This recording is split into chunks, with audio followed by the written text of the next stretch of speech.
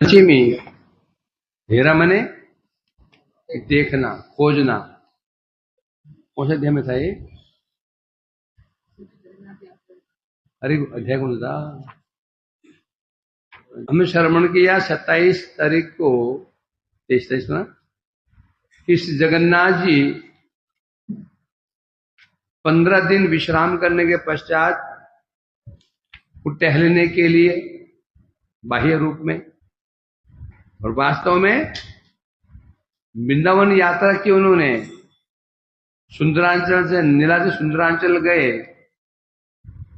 लक्ष्मी बड़ी चतुर्थी साथ में भेज दिया। किसको? बलदेव जी को।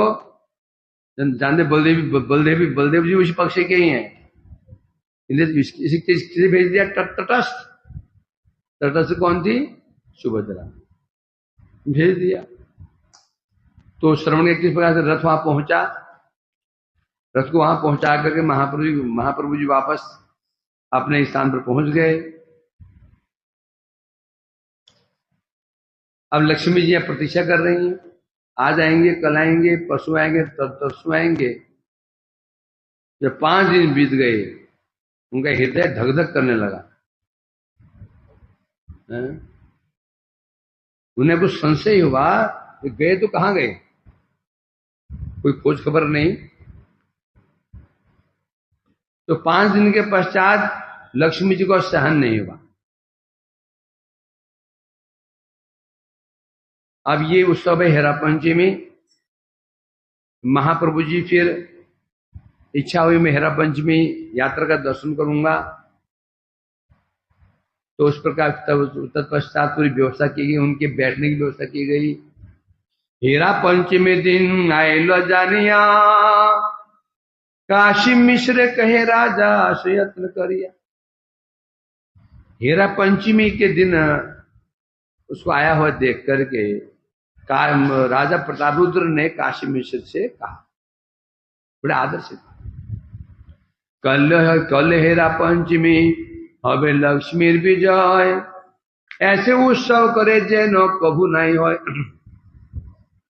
काशी मिश्र जी कल हेरा पंचमी है और लक्ष्मी जी विजय मतलब लक्ष्मी यात्रा, विजय मैंने यात्रा करेंगी, गुंडीचा यात्रा करेंगी। तो इस उत्सव को ऐसा बनाओ, इस बार ऐसा इसको उत्सव को मनाओ, धूमधाम से मनाओ। आज तक कभी ऐसा उत्सव नहीं बनाओ। उद्देश्य क्या है? श्री महाप्रभु को क्या राजा क्या करना चाहते हैं? परम सुखी, उन्हें प्रसन्न करना चाहते हैं, उन्हें सुख देना चाहते हैं। महोत्सव करते छे विशेष संभार, देखिए महाप्रभु जैसे है चमत्कार। अब ऐसा उत्सव करो, ऐसा आयोजन करो कि महाप्रभु देकर के चमत्कृत हो जाए, आनंदित हो जाए। ठाकुरेर भंडारे आज आमार भंडारे, चित्रवश किंकणियार छत्र चामरे, ध्वजा बिंद पताका घंटाए करह मंडन, नाना वाद्य नित्य दोलाए करो साजन। मेरे भंडार में राजा कह रहा है, मेरा जो राजकोष है, जगन्नाथ जी का जो कोष है, भंडार है, उसमें जितने प्रकार के विचित्र वस्त्र, किंकणी, अलंकार आदि हैं, छत्र चामर हैं, जिस डोला में जिस पालकी में बैठ करके, डोला में पालकी में बैठ करके लक्ष्मी जी जाएंगी, उसको सजाओ। जितने मेरे कोष में अलंकार है, जगन्नाथ जी कोष में अलंकार है, अलंकार से सजाओ, किंकणी से सजाओ, छत्र चांबर से सजाओ, घंटियों से, पताका में सजाओ। उस गोले को, जिस गोले में जाएंगे उस गोले को सजाओ। द्विगुण करियस कर सब उपहार, रथ यात्रा जैसे है चमत्कार। क्या बता रहे? तुमने जो रथ को सजाया था, ये जो तुम इस पालकी सजाओगे उससे दोगुना होना चाहिए। जितना सुंदर पालकी सजाई थी, जो रथ सजाया था, ये उससे उससे दोगुना सुंदर होना चाहिए। इतना सुंदर सजाओ, इस पालकी को सजाओ, है? लोग देखें तो चमत्कृत हो जाए। शही तो करिए प्रभु लैया भक्तगान, स्वच्छंद आशय जैसे कर दर्शन। परंतु एक बात का ध्यान रखना, जब प्रभु अपने गणों को लेकर के आएंगे, भक्तों को लेकर के आएंगे दर्शन करने के लिए, उन्हें दर्शन में कोई समस्या नहीं होनी चाहिए। सुविधा पूर्वक स्वच्छंद रूप में दर्शन होना चाहिए, इसका विशेष ध्यान रखना। राजा का मूल उद्देश्य क्या है? प्रभु की संतुष्टि, प्रभु सेवा। बेचारे प्रत्यक्ष सेवा नहीं कर पा रहे हैं, परंतु अप्रत्यक्ष सेवा कर रहे हैं। सेवा की यही महिमा होती है, प्रत्यक्ष अप्रत्यक्ष। प्रत्यक्ष सेवा में कुछ कमी रह भी सकती है, कुछ में कुछ कामना भी रह सकती है। और प्रत्यक्ष सेवा में एक व्यक्ति गुरु जी की प्रत्यक्ष सेवा करता है, कुछ में हो सकता है उसके अंदर कामना वासना भरी हो, प्रत्यक्ष की कामना भरी हो सकती है। जो प्रत्यक्ष नहीं करता है, अप्रोक्ष रूप पीछे करता है, पीछे पीछे, तो समझो उसकी सेवा ठीक है, ये इसमें कोई कपटता नहीं है। तो इसलिए कह रहे हैं प्रत्यक्ष और अप्रत्यक्ष दोनों मिल जाए तो कहना है किया। तो राजा प्रताप सामने कोई सेवा नहीं कर पाते हैं, तो पीछे पूरी तरह डूबे हुए आवेश में कैसे प्रभु की सेवा करूं, कैसे संतुष्ट करूं। इसलिए कह रहे हैं जब प्रभु आएंगे उनकी कोई समस्या नहीं आनी चाहिए। प्रातः काले महाप्रभु निज गण लैया, जगन्नाथ दर्शन कैलो सुंदरा चले जाइया। अगली प्रातः काल महाप्रभु जी अपने भक्तों को साथ लेकर के कहां पहुंचे? सुंदराचल। अच्छा, जगन्नाथ जी कहाँ हैं अभी? गुंडीचा सुंदराचल वहां पहुंचे। नीचल नीला चले जाई आइला पुनः भक्तगण संगे, देखिता उत्कंठा हेरा पंचमीर संगे। पहले महाप्रभु जी सुंदराचल गुंडीचा मंदिर गए, प्रभु का दर्शन किया, फिर वापस आए जगन्नाथ मंदिर में आए, फिर नीलाचल में आए।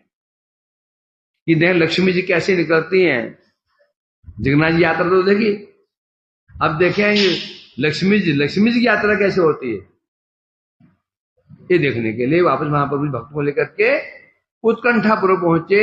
क्यों? हेरा पंचमी रंगे देखना चाहते, हेरा पंचमी का उत्सव कैसे होता है। काशी मिश्र प्रभु रे बहु आदर करिया, स्वगण सह भालो स्थाने बसाइल रहिया। काशी मिश्र जब प्रभु का दर्शन किया, प्रभु को प्रणाम किया, आदर पूर्वक उनको बैठने के लिए सुंदर स्थान दिया जहां पर कोई समस्या नहीं थी, जहां से प्रभु अच्छी तरह से दर्शन कर सकते हैं। लक्ष्मी कैसे जा रही हैं, पालकी में बैठ रही हैं, उनकी सेविकाएं कैसे जा रही हैं, उनको ऐसे बिठाया। रस विशेष प्रभु सुनित मन हैला, ये सत हास्या प्रभु स्वरूप पूछला। यद्यपि जगन्नाथ करे द्वारका बिहार, सहज प्रकट करे परमोदार। तथापि वर्षर मध्य है एक बार, वृंदावन देखे तार उत्कंठा पार। तो महाप्रभु को थोड़ा इच्छा हुई, थोड़ा सा रस लेना चाहिए। तो पास बैठे थे कौन? स्वरूप दामोदर जी। उनसे पूछा, मुस्कुराते पूछा, जगन्नाथ जी तो द्वारका में रहते हैं, वही विहार करते हैं, और स्वाभाविक रूप में कैसे परम उदार है ना, वही रहते हैं, तो वो दर्शन देते हैं।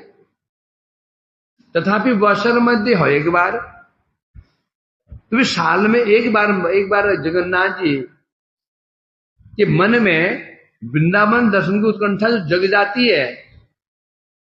पूरे साल तो यहां रहते हैं, जो कहां रहते हैं? द्वारका में रहते हैं, नीलाचल द्वारिका वहां रहते हैं। केवल एक बार साल में एक बार वृंदावन दर्शन की उनकी उत्कंठा अपार उत्कंठा देखी जाती है।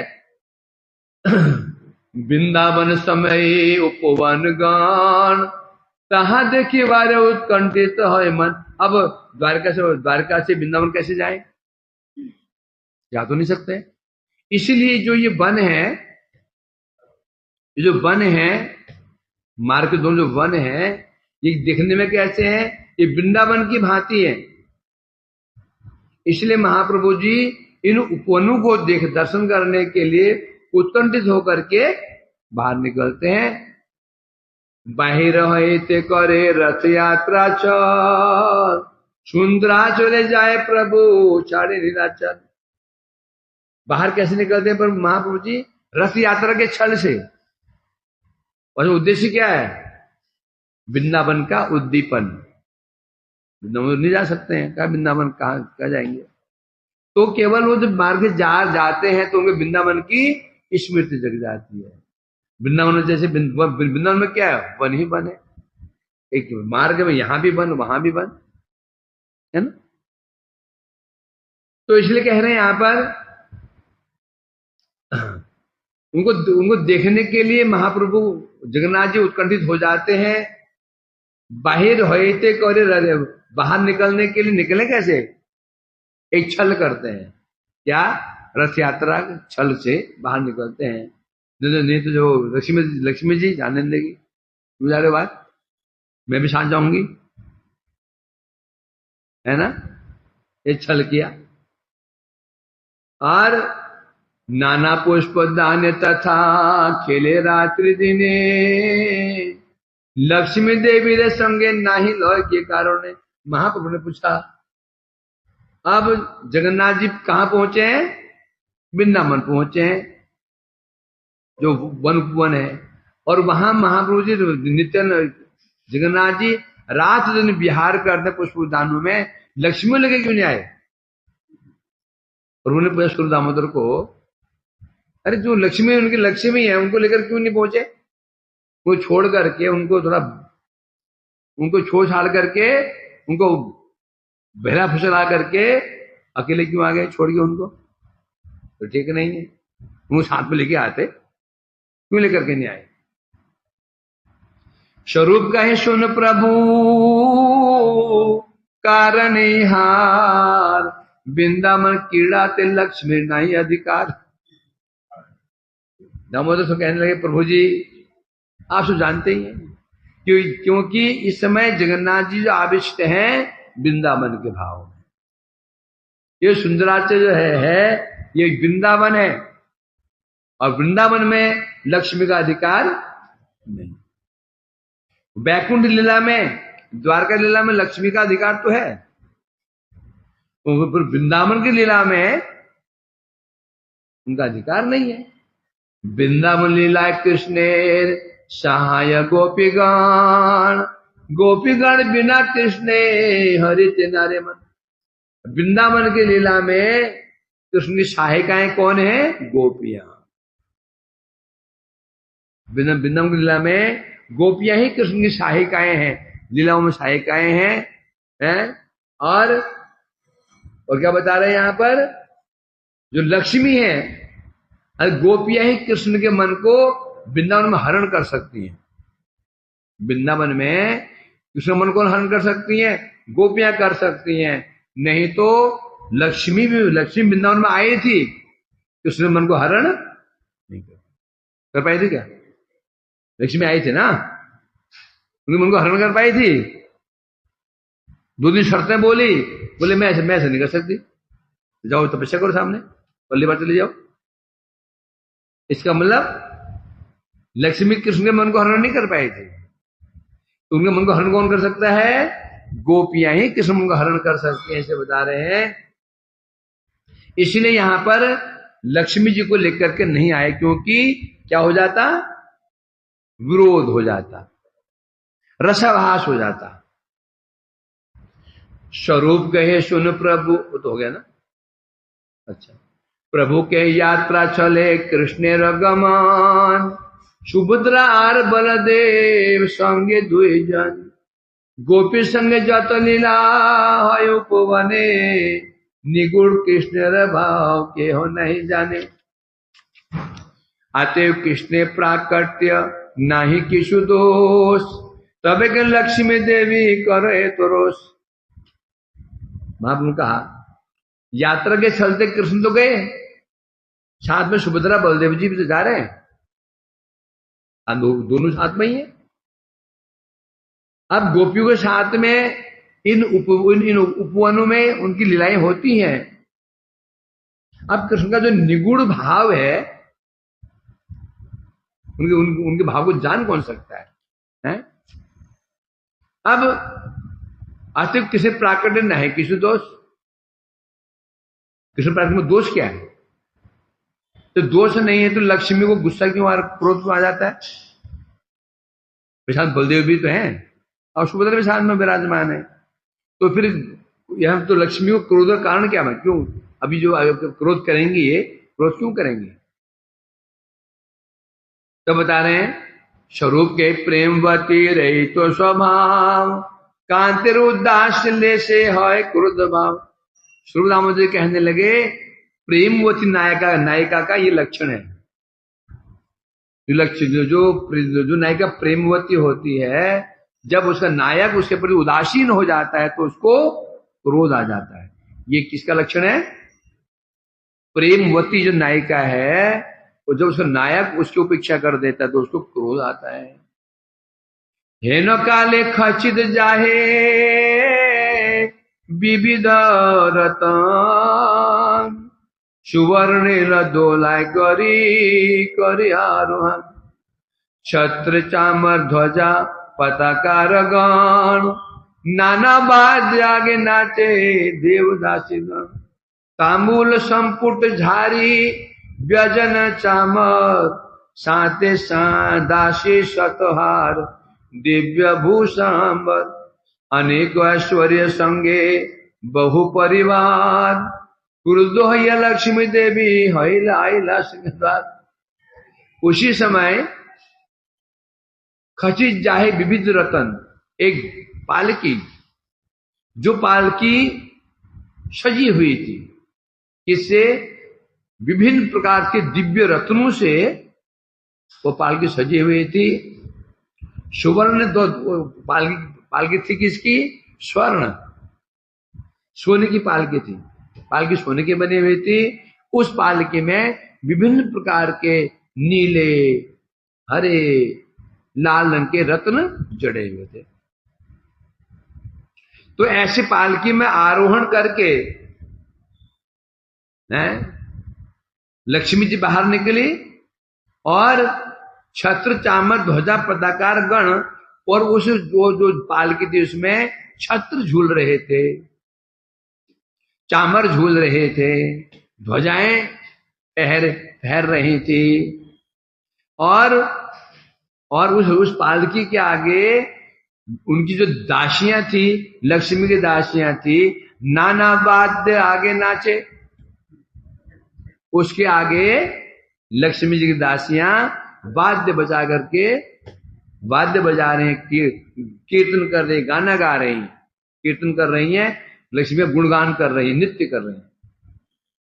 और साथ में कुछ दासी तांबुल संपुट, तांबुल का जो संपुट होता है वो लेके चल रही हैं। कोई व्यजन झुला रही हैं, कोई चामर झुला रही हैं। ऐसे अपने साथ में सैकड़ों दासियों को साथ में लेकर के, लक्ष्मी जी सैकड़ों दासियों को साथ में लेकर के, दिव्य आभूषण सुसज्जित होकर के, अनेक ऐश्वर्य, अत्यंत ऐश्वर्य के साथ में क्रुद्ध होकर के लक्ष्मी जा रही हैं।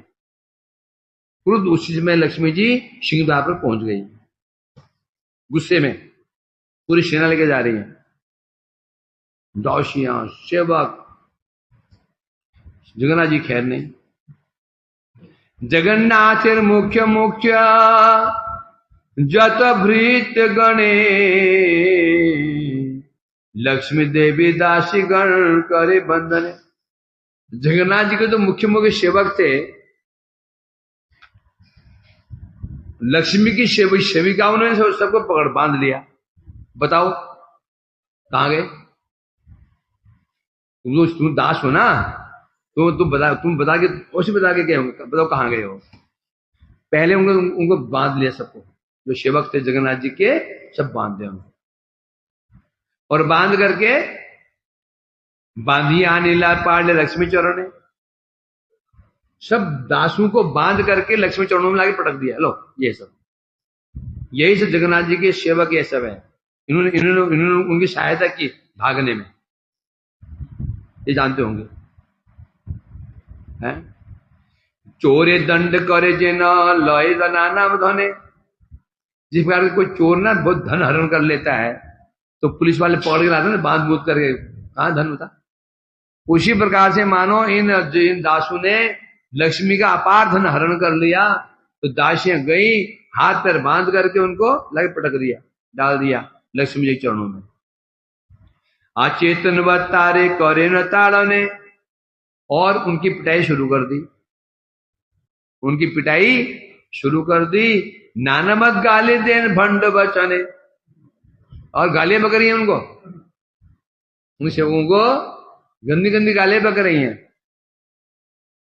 पाखंडी पाषंडी हैं, पिटाई भी कर रही हैं। अचेतनवत खूब मार रहे हैं उनको, मारते मारते बेचारे उनको मानो मारते मारते बेहोश जैसे हो गए, और सेवक जगन्नाथ जी के इतनी पिटाई लगाई होंगी।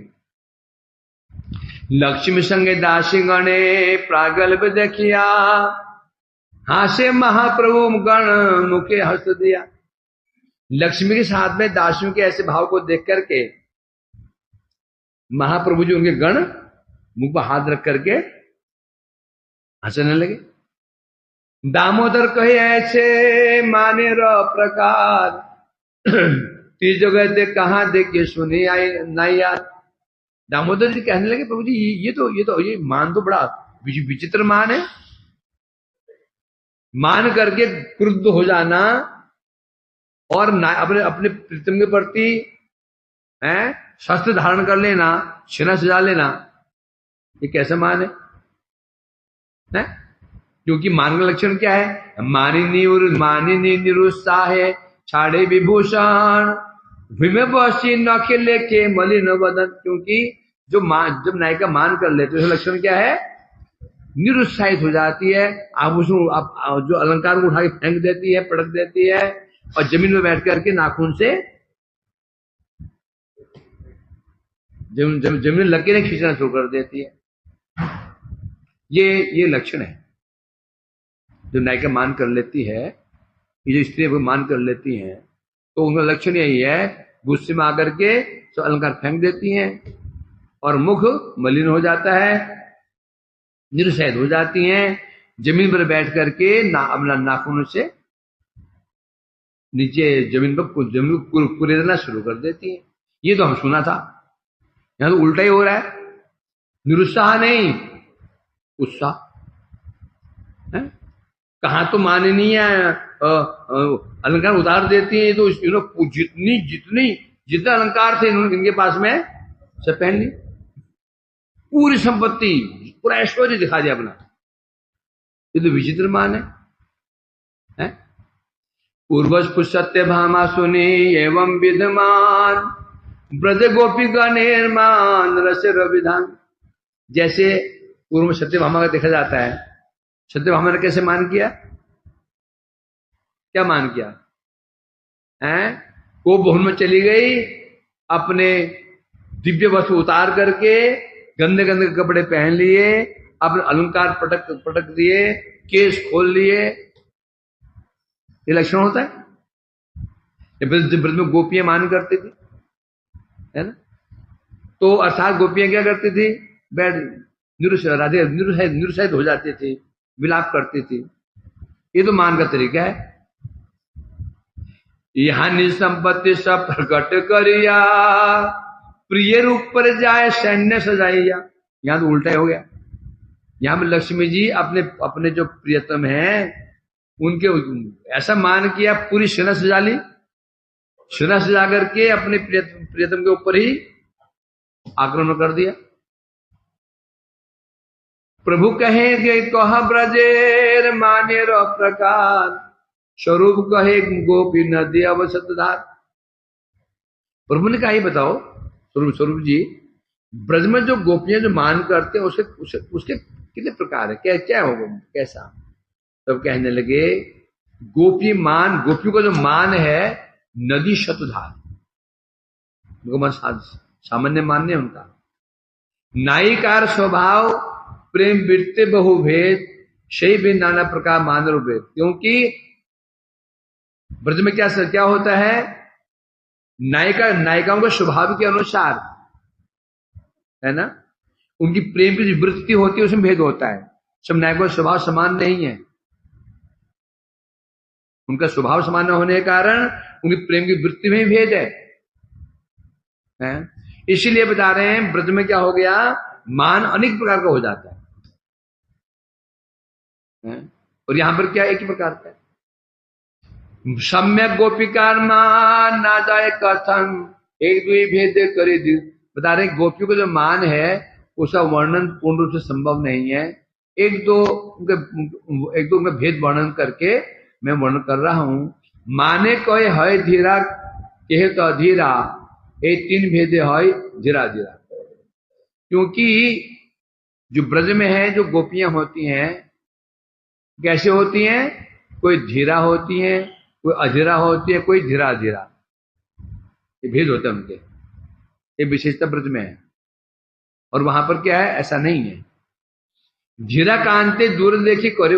तो अब जो धीरा जो गोपियां धीरा भाव वाली हैं, धीरा हैं, उनका लक्षण क्या है, कान दूर देखी करे प्रत्युत्थान। जब देखती हैं उनका प्रेमी कृष्ण दूर से आ रहे हैं, दूर से आता हुआ देख करके प्रत्युत्थान उठ खड़ी होती हैं और निकट आने पर उनको आसन प्रदान, बैठे आसन प्रदान करती हैं। परंतु हृदय को मुखे कहे मधुर वचन, प्रियालिंगित तारे करे आलिंगन। परंतु बाहर से तो बड़ी मीठी मीठी बातें कर रहे हैं, आई बैठे। हृदय में क्या है, क्रोध, हृदय में कोप है, और मुख में क्या है, मधुर वचन। जीरा है, जीरा क्यों बोला, धैर्य धारण कर रखा है, अंदर के भाव बाहर नहीं निकल रहे हैं। हृदय में क्रोध है, तो बाहर नहीं निकल रहे हैं। वो उनके भाव को पकड़ना आसान नहीं है।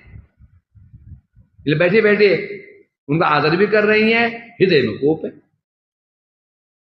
प्रिय आलिंगित तारे करे आलिंगन, और जब कृष्ण उनका आलिंगन करते तो वो भी आलिंगन कर लेती हैं। सरल व्यवहार करे माने रो कुपोषण, युवा सालुटवा के करे निरसन। और फिर व्यवहार कैसा उनका, सरल व्यवहार, मतलब बाहर क्रोध नहीं कर पा रही है ना, ये है। और इस परंतु करे मान को पोषण कर रही हैं, या फिर सालुठी वचनों के द्वारा क्या कर रही हैं, जो प्रिय कृष्ण का निरसन कर रही हैं। और अधीरा कैसी है, अधीरा निष्ठुर वाक्य करे भसन। जो अधीरा है वो कृष्ण ने कहा था, समय दिया था मिलने का, नहीं आ पाए, इसी कारण नहीं आ पाए। तो क्या करते, निष्ठुर वाक्य, देखते ही कृष्ण को देखते ही निष्ठुर वाक्य है बोलना शुरू कर दिया, उनकी भर्सना शुरू कर देती हैं। कर्णोत्पले ताड़े करे मलाय बंधन। कर्णोत्पले, जो कर्णो उत्पल हैं उनसे कृष्ण को मारती हैं ताड़े, और करे मालाय, वो माला से बांध देती हैं। कानों में जो हो ना कर्ण फूल होते हैं, कमल के फूल, उससे मारती हैं कृष्ण को, और मालाओं से उस कृष्ण को बांध देती हैं। इनका कोप बाहर दिखाई पड़ गया। ये क्या है, अधीरा। धीरा कौन सी है, वक्र वाक्य करे उपहास, कबू स्तुति कबू निंदा कबू उदास। तो धीरा उनकी स्थिति कैसी है, वक्र वाक्य, वक्र मन होता है टेढ़े शब्द, वक्र शब्द, कड़वे कड़वे वचनों के द्वारा कृष्ण का उपहास करती हैं, कभी स्तुति करती हैं तो कभी कभी निंदा करती हैं, और कभी चुपचाप उदास हो जाती, शांत हो जाती। मुग्धा मध्य प्रगल्भा तीन नायकार भेद, मुग्धा नहीं जाने माने वैदग्ध विशेष। फिर नायिका दो प्रकार के बता रहे हैं यहां पर, है ना।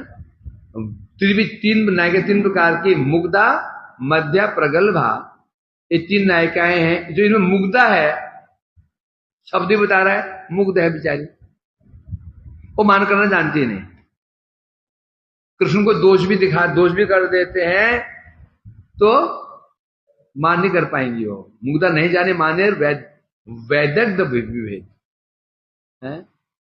मुखी आच्छा दिया करे क्यों रोदन, बस वो क्या करेगी, बस कुछ नहीं करेगी, मुंह छुपा करके आंचल में रोना शुरू कर देगी, और ना तो उन्हें कुछ वक्र, ना उन्हें कोई कठोर वचन बोलेगी, ना उनको ना क्रोध करेगी, बस रोती रहेगी।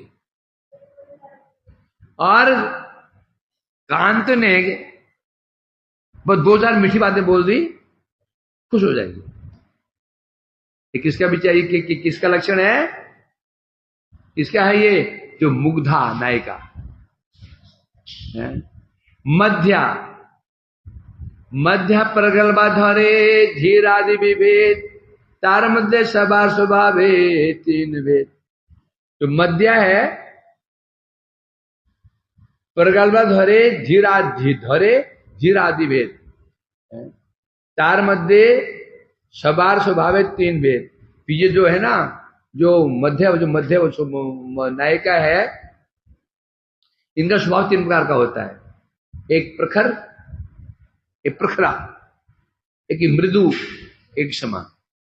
शब्द बता, प्रखर खूब तेज, मृदु माने थोड़ा कोमल, शब्द बता रहा है। स्वस्वभाव कृष्ण बढ़ाए प्रेम सीमा, ये क्या करती हैं, जैसा भी हो सबका स्वभाव क्या होता है, कृष्ण के प्रेम को बढ़ाना। अब ऐसे दिख रहा है जैसे इनमें भी कोई पर्सनल अपना कोई स्वार्थ छिपा हुआ है, गुस्सा कर रहे हैं, क्रोध कर रही हैं। जैसे भी जो नायिका हो, सबका एक ही लक्ष्य रहता है, क्या, कृष्ण प्रेम, कृष्ण के सुख को बढ़ाना, है ना। प्राखर्य मार्दव साम्य स्वभाव निर्दोष, शेष स्वभाव कृष्ण प्राय संतोष। कभी प्रखरता के द्वारा, कि मृदुता के द्वारा, कि सम स्वभाव के द्वारा, ये सब क्या है, निर्दोष को बता रहे हैं। अब ये प्राखर्य अच्छी बात तो नहीं है, कुप्रखर हो जाना, जवाब दे देना, ये क्या है, ये तो विरुद्ध है, ये तो विरुद्ध है ना। मृदुता क्या अनुकूल है, कोई तुम जवाब दे दे खड़क से करके। एक दूसरा है तो मृदु भाव रहे जिसके अंदर है, दूसरा क्या है, साम्य स्वभाव रहे। अब ये तीन दिखाई पड़ रहे हैं, बता रहे हैं यहां पर, ये निर्दोष क्यों है, क्योंकि तीनों का उद्देश्य क्या है, जो नायिका प्रखरा है, जो खरी खोटी सुनाती हैं, जाओ बहुत देखें, बड़े भोले वाले बनते हो, कपटी कुहक बोल देना। अब जो गाली बकरी, जो निर्दोष क्यों हो गया,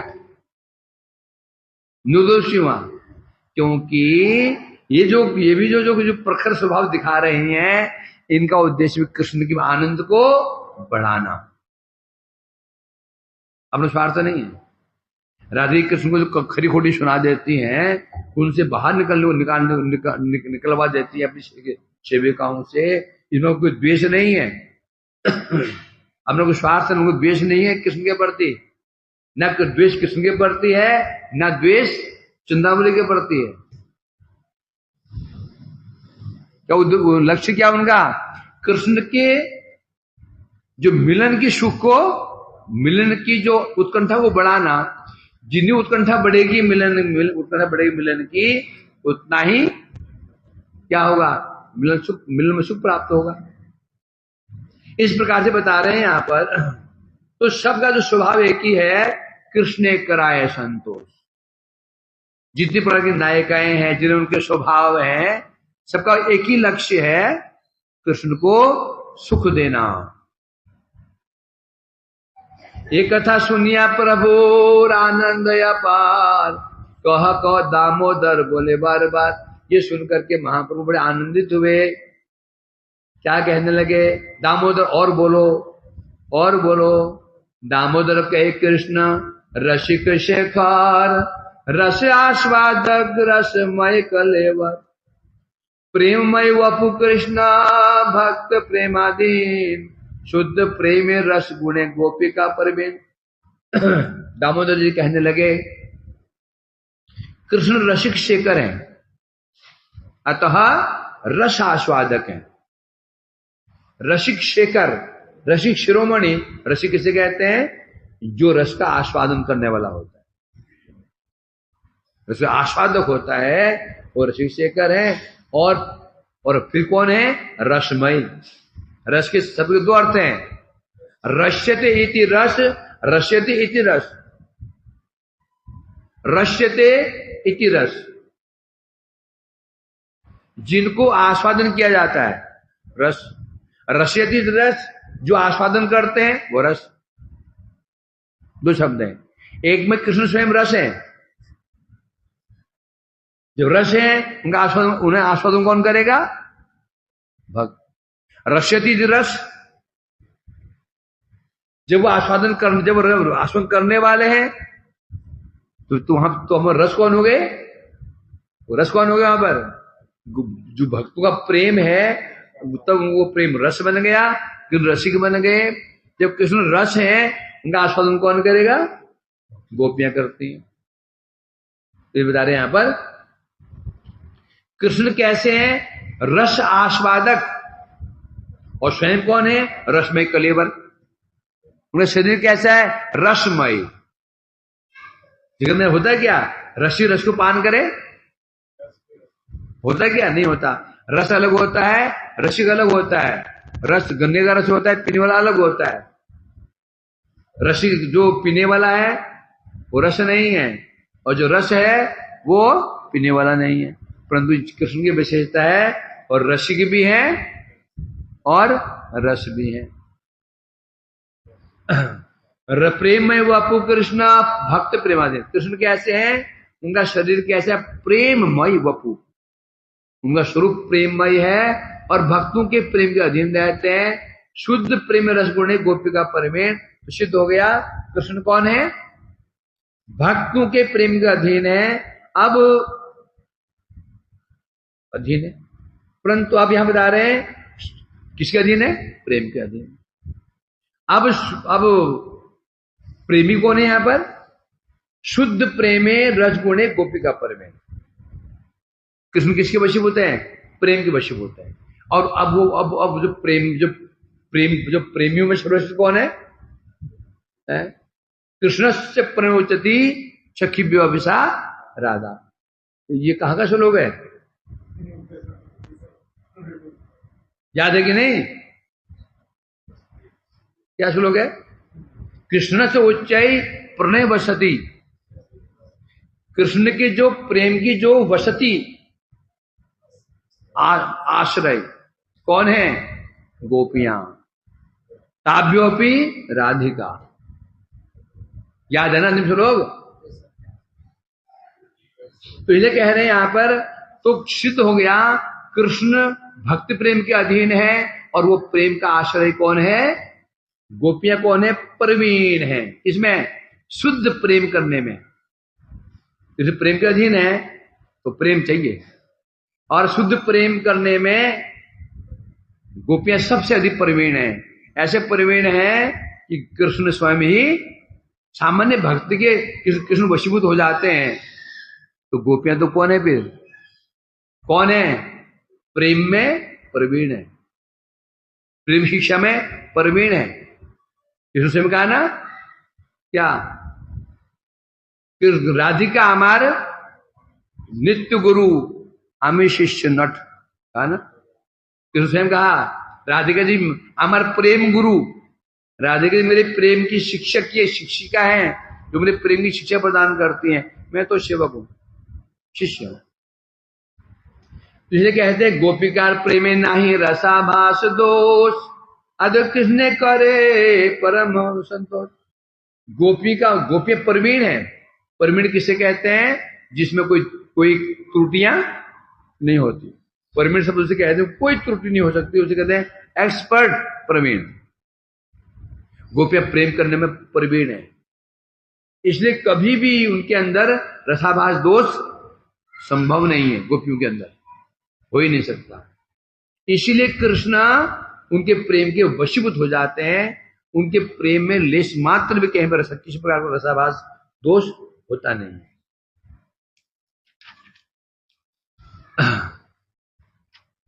प्रमाण दे रहे हैं राज के राज से भागवत 10वें स्कंद 33वां अध्याय 25। एवं सशंकासु विराजिता निशा सत्य कामो अनुभवा अनुत्रा बलागण शिशेवात्मान्य अवरुद्ध सौरभ सर्वरा शरत काव्य कथा रसाश्रया। ये श्लोक है, ये बता रहे हैं। इस प्रकार से शरतकालीय काव्य संबंधी समझ कथा आश्रय स्वरूप अवलोकन द्वारा अनुरक्त चंद्र किरण शोभित सही सकल निशाय चिन्मय भावरुद्ध सत्य काम श्रृंगार कृष्ण रासलीला की उसकी विशेषता बता रहे हैं। कब की थी कृष्ण रासलीला? शरत लीला, शारदीय रात्रि में है। और कैसी, और रात्रि कैसी थी बता रहे हैं? जहां पर चंद्र किरण शोभित, वो निशा कैसी थी? निशा कैसी थी? चंद्र किरण शोभित, चंद्र की किरण शोभित जो निशा थी है। चिन्मय भाव अवरुद्ध सत्य काम। और कृष्ण कौन है? सत्य काम कृष्ण है। और कौन है? श्रृंगार रस में कृष्ण है। उन्हें रासलीला की तात्पर्य है। गोपियां कौन है? शुद्ध चिन्मय।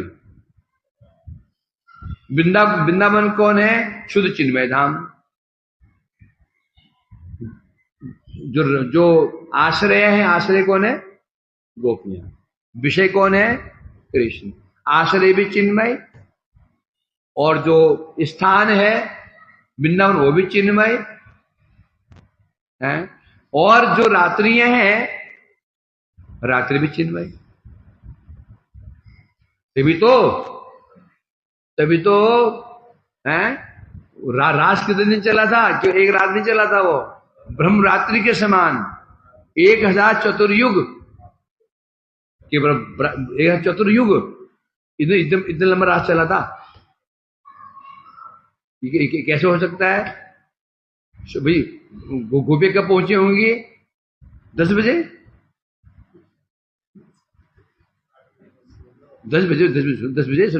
सुला करके 9 बजे 10 बजे भाई चंद्र उदित कब होता है? पूरा 9-10 बजे, 8-9, और वापस आए होंगे सुबह 4 बजे। कितने घंटे हुए? 6 घंटे के अंदर रास हुआ। फिर कृष्ण राधिका मान कर लिया, अंतर्धान हो गए। गोपियां खोज चली, गोपी गीत हो गया। फिर कृष्ण आए, फिर गोपी ने फिर उनके खूब उनके भी ताने वाने मारे, फिर उनका आदर किया, फिर रास हुआ, फिर आगे विश्राम हुआ, गोपी घर पहुंची।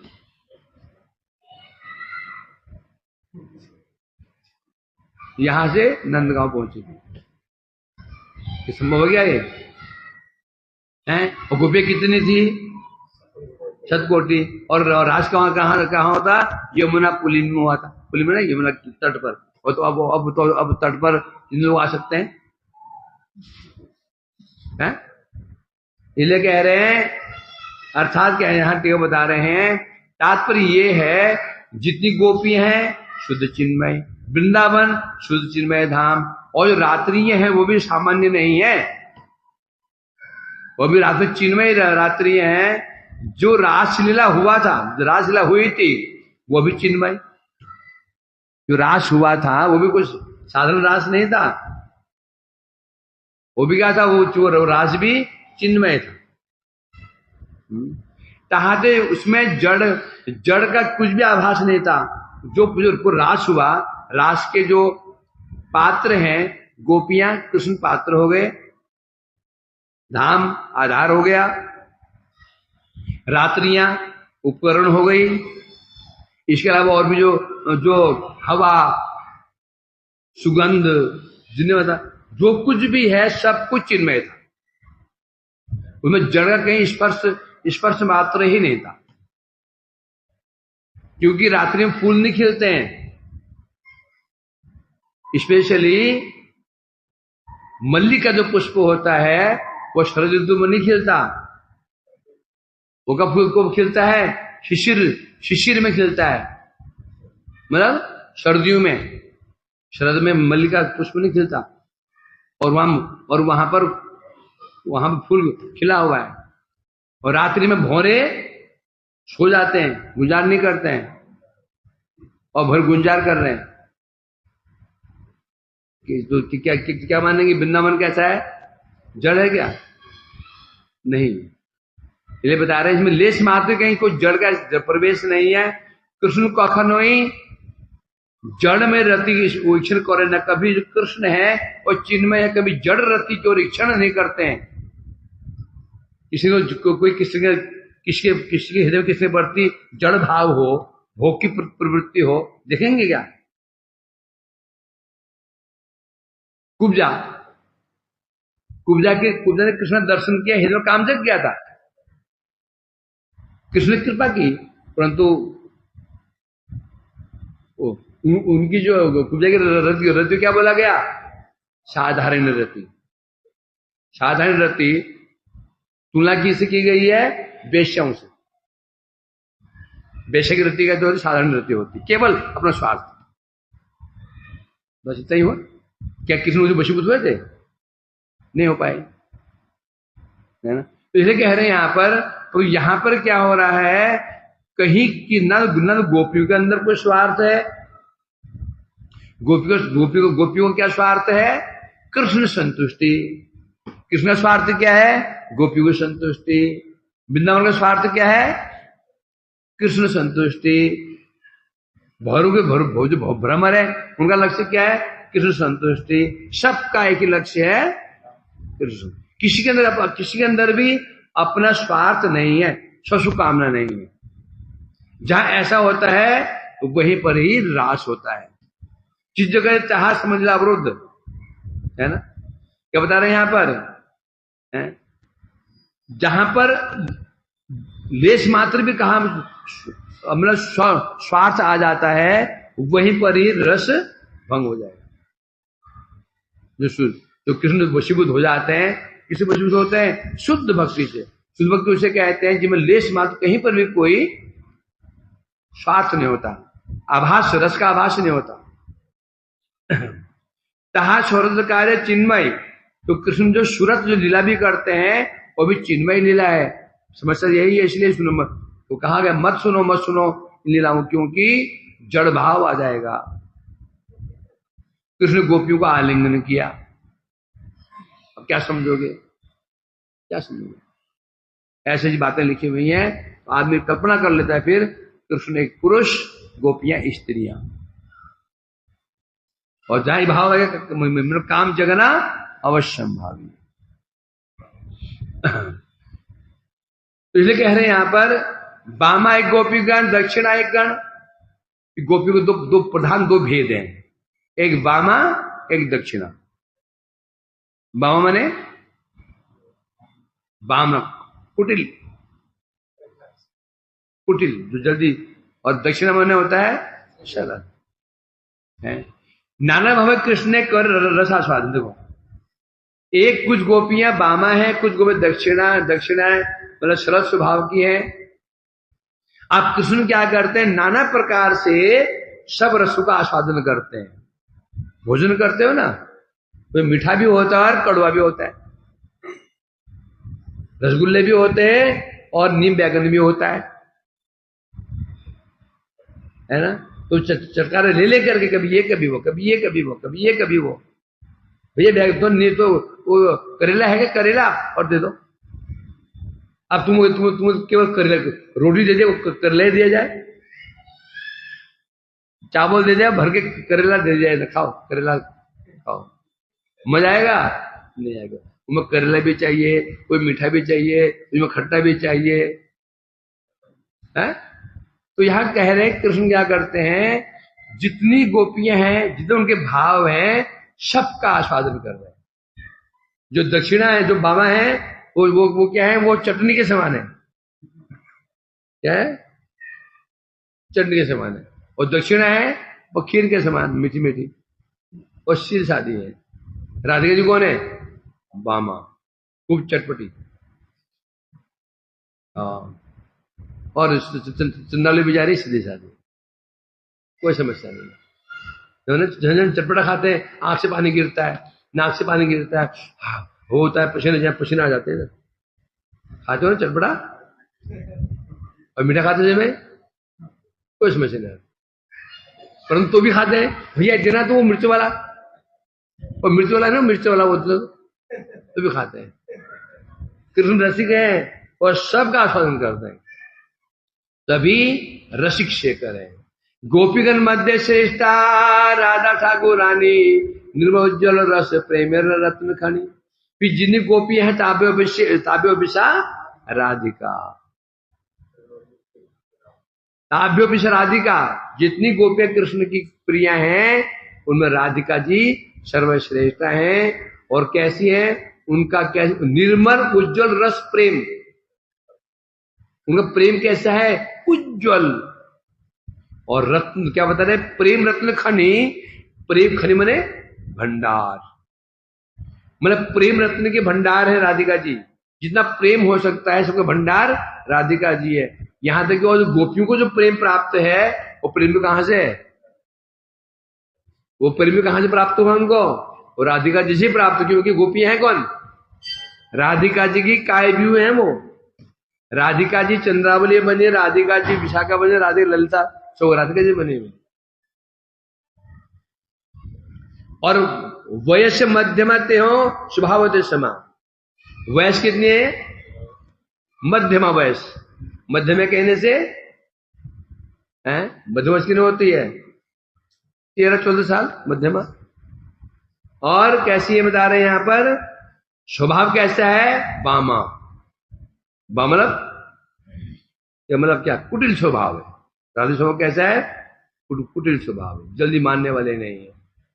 बामा स्वभावे मान उठे, इसलिए जो व्यक्ति बामा होता है ना, जो बहुत प्रखर होता है, वो मान जल्दी कर लेता है। तो दक्षिणा होता है वो मान नहीं कर पाता है। तार मध्य उठे कृष्ण आनंद सागर, तो ये राधा जी के जो भाव है, जो उनके जो बाम्य स्वभाव है, इससे कृष्ण के जो आनंद सागर में लहरें उठती हैं। इसलिए कृष्ण किनके वशीभूत है, गोप, उनमें भी फिर किनके वशीभूत है, राधिका जो वशीभूत है। इस प्रकार से यहां बताया जा रहा है। तो लक्ष्मी पहुंच चुकी है उधर, और वहां जाकर फिर उनको पिटाई पिटाई किया। और जगन्नाथ जी ने कहा ठीक है जाओ, मैं आ जाऊंगा, आराम से घबराओ नहीं, आप पहुंच जाऊंगा। उसके बाद जगन्नाथ जी कब पहुंचे, वापस कब पहुंचेंगे, 10 दिन बाद में, 9 दिन बाद। लक्ष्मी जी आ गई, उनको सावधान करके मेरे को दोबारा ना आना पड़ जाए, इधर पहुंच जाना 4 दिन बाद। रथ और तोड़ दिया उनके, जगन्नाथ जी का रथ तोड़ दिया। हरे कृष्णा